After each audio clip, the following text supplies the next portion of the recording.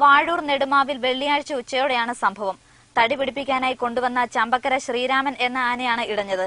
തടി പിടിപ്പിക്കുന്നതിനിടയിൽ ഇടഞ്ഞോടിയ ആന സമീപമുള്ള റബ്ബർ തോട്ടം നശിപ്പിച്ചു. 30 റബ്ബർ മരങ്ങൾ ആന കുത്തിമറിച്ചു. കൊടിമറ്റം അഡ്വക്കേറ്റ് ബി അശോകന്റെ ഉടമസ്ഥതയിലുള്ളതാണ് റബ്ബർ തോട്ടം. വഴിയരികിൽ പാർക്ക് ചെയ്തിരുന്ന ഒരു ജീപ്പും ആന തകർത്തു.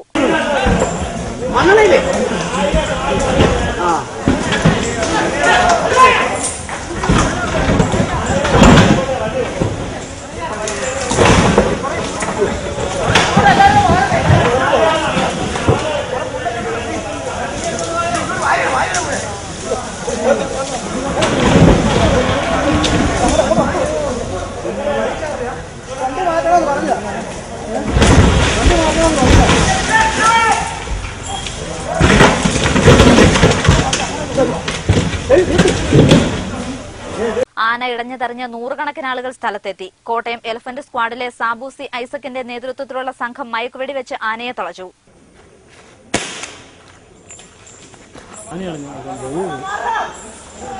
ജില്ലാ police superintendent P G. Ashok Kumar, Ponkunnam C I. Suresh Kumar, Pallikkathodu S I. P V. Manoj Kumar എന്നിവരുടെ നേതൃത്വത്തിൽ പോലീസ് സംഘവും സ്ഥലത്തെത്തിയിരുന്നു. News bureau, Ponkunnam.